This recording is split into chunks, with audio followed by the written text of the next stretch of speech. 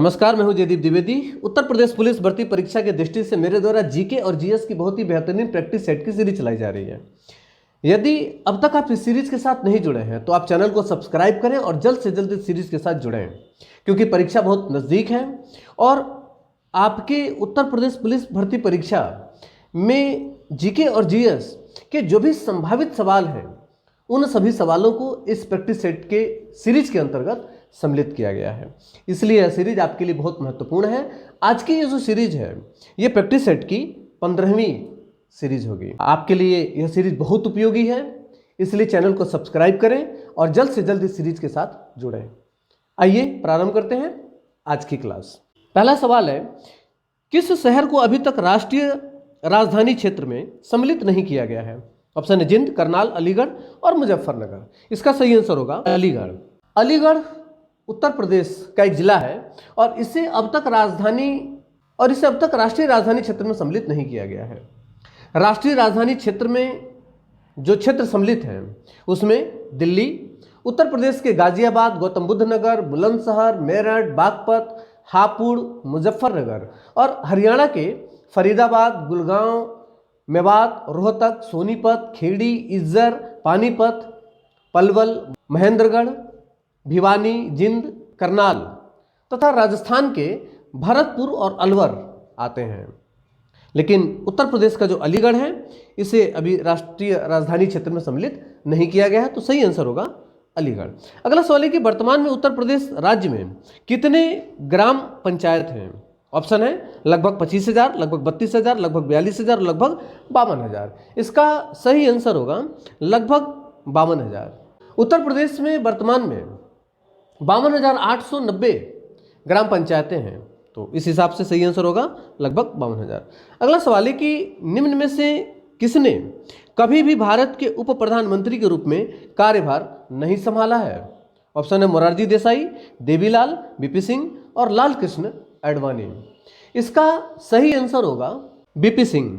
VP Singh कभी भी उप प्रधानमंत्री नहीं बने, ये स्वतंत्र भारत के 8वें प्रधानमंत्री रहे हैं। यह उत्तर प्रदेश के मुख्यमंत्री भी रह चुके हैं।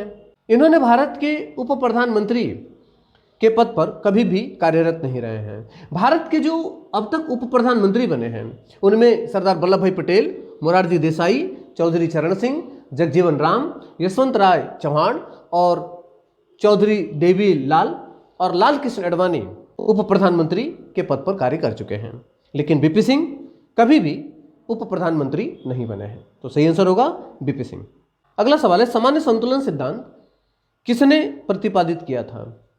ऑप्शन है J M. Keynes, Leon Walras, David Ricardo और एडम स्मिथ। इसका सही आंसर होगा लियोन वालरस। इसमें सामान्य संतुलन का सिद्धांत लियोन वालरस ने दिया है। इसमें किन्स ने अर्थात जेम किन्स ने क्षतिपूरक राजकोषीय सिद्धांत दिया है, एडम स्मिथ ने लाभ का सिद्धांत दिया है और डेविड रिकार्डो ने तुलनात्मक लाभ का सिद्धांत दिया है। तो इस सवाल का अर्थात सामान्य संतुलन का सिद्धांत दिया है लियोन वालरस ने। सही आंसर होगा लियोन वालरस। अगला सवाल है, भारत के राष्ट्रपति के पद के लिए कौन सा पद दिलाता है? ऑप्शन है भारत के गवर्नर जनरल, भारत के मुख्य न्यायाधीश, भारत के प्रधानमंत्री और भारत के उपराष्ट्रपति। इसका सही आंसर होगा राष्ट्रपति को मुख्य न्यायाधीश के द्वारा शपथ दिलाया जाता है। राष्ट्रपति को उच्चतम न्यायालय के जो मुख्य न्यायाधीश हैं इनके द्वारा शपथ दिलाया जाता है, उपराष्ट्रपति को राष्ट्रपति के द्वारा, प्रधानमंत्री को राष्ट्रपति के द्वारा, उच्चतम न्यायालय के न्यायाधीश को भी राष्ट्रपति के द्वारा, जबकि मुख्यमंत्री और उच्च न्यायालय के न्यायाधीश को राज्यपाल के द्वारा शपथ दिलाया जाता है। तो इस सवाल का सही आंसर होगा भारत के मुख्य न्यायाधीश द्वारा भारत के राष्ट्रपति को शपथ दिलाई जाती है। अगला सवाल है, निम्नलिखित में से किसने संप्रभुता के अद्वैत सिद्धांत दिए थे? ऑप्शन है ऑस्टिन, डार्विन, अरस्तु और मार्क्स। इसका सही आंसर होगा जॉन ऑस्टिन। अर्थात संप्रभुता का जो अद्वैत सिद्धांत है ये जॉन ऑस्टिन ने दिया है। इसमें डार्विन ने प्राकृतिक वर्ण का सिद्धांत दिया है, अरस्तु ने अनुकरण का सिद्धांत तथा मार्क्स ने वर्ग संघर्ष का सिद्धांत दिया है। तो इस सवाल का सही आंसर होगा ऑस्टिन। अगला सवाल है कि निम्नलिखित घटनाओं का उनके घटनाक्रम के अनुसार सही क्रम क्या है?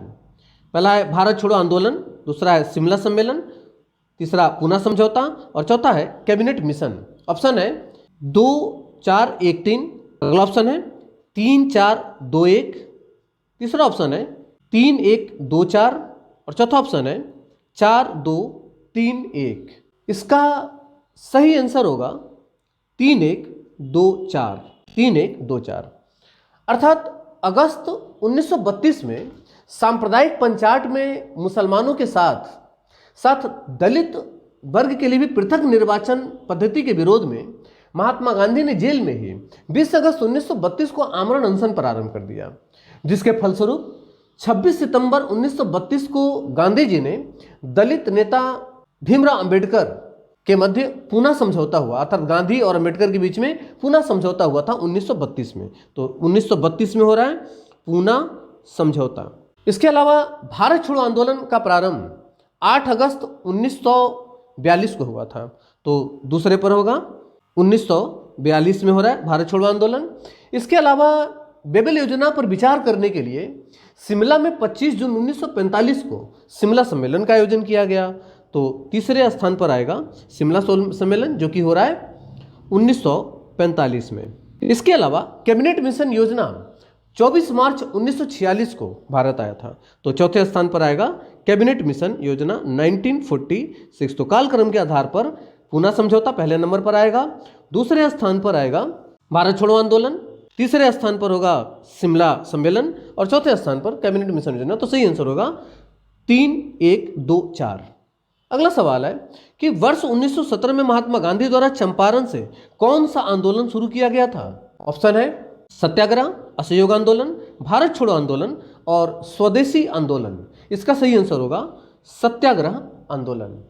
चंपारण बिहार के किसानों से अंग्रेज बागान मालिकों से एक समझौता हुआ था। इस समझौते के तहत किसानों को अपनी भूमि के 3/20 भाग पर नील की खेती करनी पड़ती थी, जिसे तिनकटिया पद्धति कहा जाता था। किंतु रासायनिक रंगों की खोज हो जाने के कारण इसका प्रचलन कम हो गया और नील के बाजार में गिरावट आ गई और नील के कारखाने बंद होने लग गए। अतः किसान भी नील की खेती से मुक्त होना चाहते थे, किंतु जो बागान मालिक थे वो करार से, अर्थात जो समझौता हुआ था उससे मुक्त करने के लिए राजी नहीं थे और लगान और गैर कानूनी करों को बढ़ा दिया गया था, जिसके फलस्वरूप गांधी जी ने चंपारण में सत्याग्रह आरंभ किया था। इसी आंदोलन के फलस्वरूप ब्रिटिश सरकार ने तिनकटिया पद्धति को समाप्त कर दिया। चंपारण सत्याग्रह के कुशल नेतृत्व के कारण ही रविन्द्रनाथ टैगोर ने गांधी जी को महात्मा की उपाधि दी थी। तो इस सवाल का सही आंसर होगा सत्याग्रह। अगला सवाल है, वह देश जो लगातार तीसरे साल भी फाइनेंशियल टास्क फोर्स के ग्रे लिस्ट में बरकरार है। ऑप्शन है अफगानिस्तान, बांग्लादेश, पाकिस्तान और दक्षिणी सूडान। इसका सही आंसर होगा पाकिस्तान। अगला सवाल है, मानव शरीर के गुर्दे इनमें से कौन सा कार्य करते हैं? ऑप्शन है उत्सर्जन, श्वसन, पाचन और परिवहन।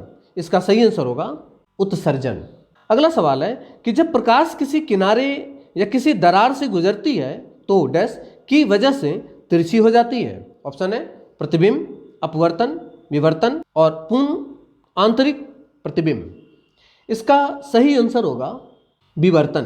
प्रकाश का संचारण सीधी रेखा में होता है, किंतु यह रास्ते में पड़ने वाले किसी अवरोध के किनारे पर थोड़ा सा मुड़ जाता है और उसकी छाया में प्रवेश कर जाता है। इस घटना को प्रकाश का विवर्तन कहते हैं। जबकि प्रकाश की कोई किरण एक पारदर्शी माध्यम से दूसरे पारदर्शी माध्यम में जाता है तो वह अपने मार्ग से विचलित हो जाता है तथा इसे प्रकाश का अपवर्तन कहा जाता है। तो सही आंसर होगा इसका विवर्तन। अगला सवाल है, मरुस्थल में मरीचिका या मृग तृष्णा बनने का मुख्य कारण क्या है? ऑप्शन है प्रकाश अपवर्तन, प्रकाश का प्रतिबिंब, प्रकाश का पूर्ण आंतरिक प्रतिबिंब और प्रकाश का अपवर्तन तथा पूर्ण आंतरिक प्रतिबिंब दोनों। इसका सही आंसर होगा प्रकाश का अपवर्तन तथा पूर्ण आंतरिक प्रतिबिंब दोनों। मरुस्थल में मरीचिका जिसे मृग तृष्णा भी कहा जाता है, इसके बनने का मुख्य कारण प्रकाश का अपवर्तन और पूर्ण आंतरिक परावर्तन दोनों होता है। तो सही आंसर होगा प्रकाश का अपवर्तन तथा पूर्ण आंतरिक प्रतिबिंब दोनों। अगला सवाल है, FORTRAN अर्थात फोटान का प्रयोग डैश के लिए नहीं होता। ऑप्शन है चित्र बनाने के लिए और गणित संगणना के लिए।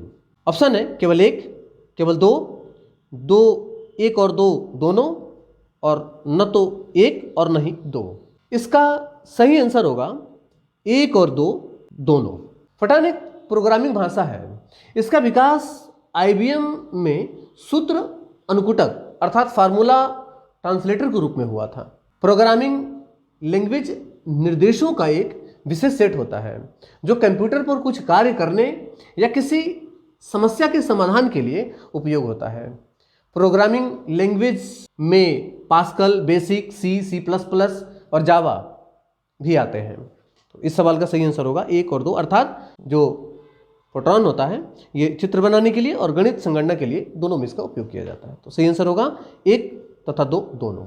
अगला सवाल है कि टेलीविजन का आविष्कार किसने किया था? ऑप्शन है माइकल फैराडे, जोसेफ हेनरी, अब्बे कासिली और जॉन बेयर्ड। इसका सही आंसर होगा जॉन बेयर्ड। अगला सवाल है कि वॉलीबॉल की एक टीम में कितने खिलाड़ी होते हैं? ऑप्शन है 2, 4, 6 और 5। इसका सही आंसर होगा 6। अगला सवाल है कि निम्नलिखित का मिलान कीजिए। एक तरफ मंदिर है और दूसरी तरफ वह मंदिर किस भगवान से संबंधित है? तो मंदिर में है लिंगराज मंदिर उड़ीसा, भगवान महावीर, तिजारा मंदिर राजस्थान, भगवान विष्णु, और वेंकटेश्वर मंदिर तिरुपति, भगवान शिव। ऑप्शन है पहले का 2, दूसरे का 3 और तीसरे का 1। दूसरा ऑप्शन है पहले का 3, दूसरे का 1 और तीसरे का B। तीसरा ऑप्शन है पहले का A, दूसरे का 3 और तीसरे का 2। चौथा ऑप्शन है पहले का 2, दूसरे का 1, तीसरे का 3। इसका सही आंसर होगा B। लिंगराज मंदिर जो उड़ीसा में बना हुआ है, ये उड़ीसा की राजधानी भुवनेश्वर में स्थित है और ये भगवान शिव से संबंधित है। तो पहले का 3 सही आंसर होगा। तिजारा मंदिर जो राजस्थान में है, ये राजस्थान के अलवर जिले में स्थित है और यह महावीर भगवान से संबंधित है। और वेंकटेश्वर मंदिर तिरुपति में जो बना हुआ है, ये आंध्र प्रदेश के त्रिचूर जिले में स्थित है और यह भगवान विष्णु से संबंधित है। तो पहले का 3, दूसरे का 1 और तीसरे का B यानी कि 2 सही होगा।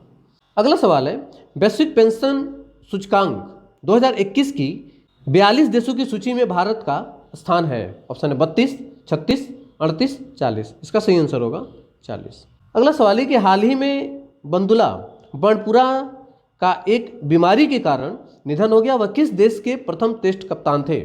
ऑप्शन है केन्या, श्रीलंका, बांग्लादेश और भारत। इसका सही आंसर होगा श्रीलंका।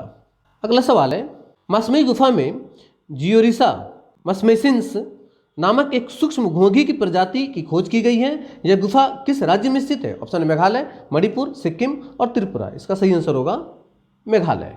अगला सवाल है कि हाल ही में किस तिथि को विश्व आयोडीन अल्पता दिवस मनाया गया? ऑप्शन है 19 अक्टूबर, 20 अक्टूबर, 21 अक्टूबर और 22 अक्टूबर। इसका सही आंसर होगा 21 अक्टूबर। अगला सवाल है अगस्त 2018 में भारतीय सम्मान से पुरस्कृत साहित्यकार कौन है? ऑप्शन है रमेश चंद्र शाह, डॉक्टर आनंद प्रकाश दीक्षित, डॉक्टर रामचंद्र शुक्ल और जय प्रकाश करदम। इसका सही आंसर होगा डॉक्टर रमेश चंद्र शाह। अगला सवाल है मुख्यमंत्री रोशन आपके द्वार योजना किस राज्य सरकार की योजना है? ऑप्शन है मिजोरम, उत्तर प्रदेश, मध्य प्रदेश और बिहार। इसका सही आंसर होगा मध्य प्रदेश। अगला सवाल है कि निम्नलिखित में से किस सोशल मीडिया कंपनी पर ब्रिटेन के प्रतिस्पर्धा नियामक ने 6.94 करोड़ डॉलर का जुर्माना लगाया है? ऑप्शन व्हाट्सएप, फेसबुक, ट्विटर और इंस्टाग्राम। इसका सही आंसर होगा फेसबुक। अगला सवाल है कि सांसद निधि की वर्तमान राशि कितनी है? ऑप्शन है 5 करोड़ रुपए, 1 करोड़ रुपए, 2 करोड़ रुपए और 3 करोड़ रुपए। इसका सही आंसर होगा 5 करोड़ रुपए और ये प्रतिवर्ष होता है। अगला सवाल है डॉटर ऑफ द ईस्ट नामक प्रसिद्ध पुस्तक की लेखिका कौन है? ऑप्शन है बेनजीर भुट्टो, अनीता देसाई, अरुंधति राय और मेघा पाटेकर। इसका सही आंसर होगा बेनजीर भुट्टो।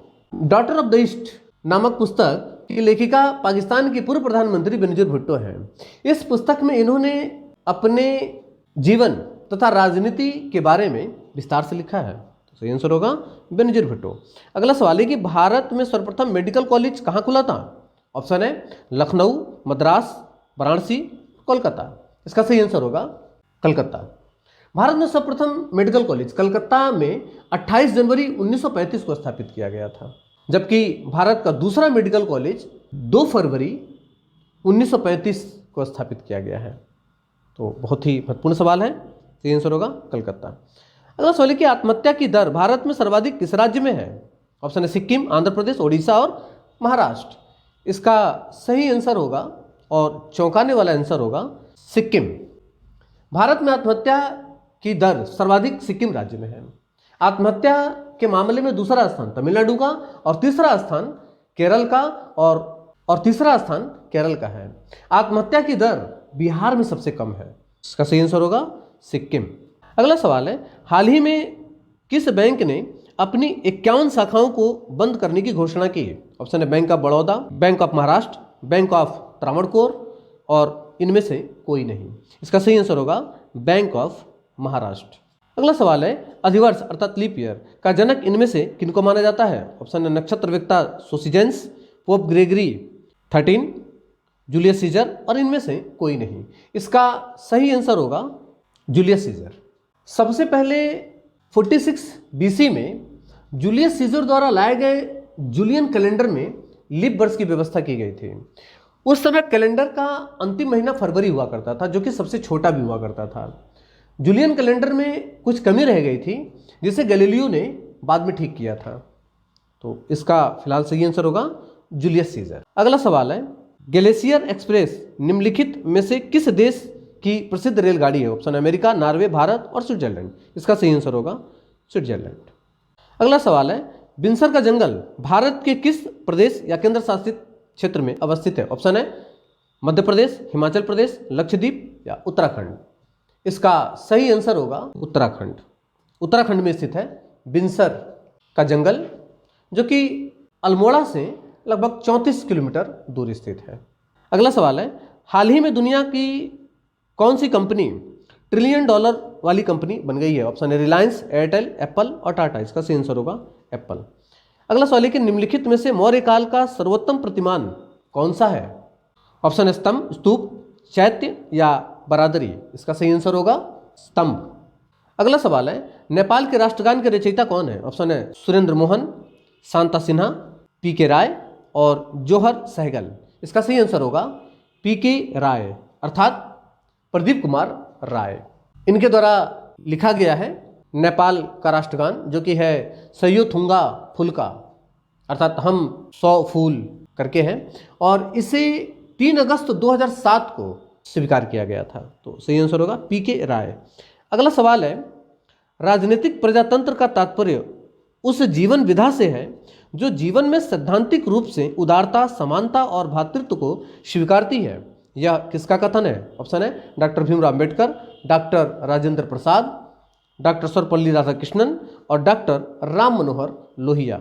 इसका सही आंसर होगा डॉक्टर भीमराव अम्बेडकर। यह कथन डॉक्टर भीमराव अम्बेडकर का है और यह कथन इन्होंने संविधान सभा के अपने अंतिम भाषण में दिया था।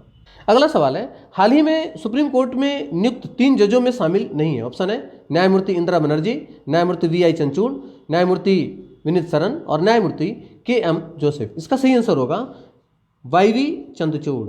Y.V. चंद्रचूड़ इस समय अर्थात 2024 में ये मुख्य न्यायाधीश है। तो सही आंसर होगा Y.V. चंद्रचूड़ इस सवाल का। अगला सवाल है, 5 बार तमिलनाडु के मुख्यमंत्री रह चुके M. करुणानिधि का निधन 7 अगस्त 2018 को हो गया था। वे किस पार्टी से संबंधित थे? ऑप्शन है द्रविड़ मुनेत्र कड़गम, अन्ना द्रमुक, भाजपा और कांग्रेस। इसका सही आंसर होगा द्रविड़ मुनेत्र कड़गम। अगला सवाल है और अंतिम सवाल है, धूमर लोक नृत्य है। ऑप्शन है बिहार का, राजस्थान का, मध्य प्रदेश का और छत्तीसगढ़ का। इसका सही आंसर होगा राजस्थान का। धूमर राजस्थान का एक प्रमुख लोक नृत्य है और यह सिर्फ महिलाओं का लोक नृत्य है। तो सही आंसर होगा राजस्थान। इन सभी 38 सवालों के सही जवाब अर्थात इसके आंसर की हमने आपकी सुविधा के लिए यहाँ पर दे दिए हैं और इसके आधार पर आप इसका पुनः अभ्यास कर सकते हैं और अपनी तैयारी को बेहतर बना सकते हैं।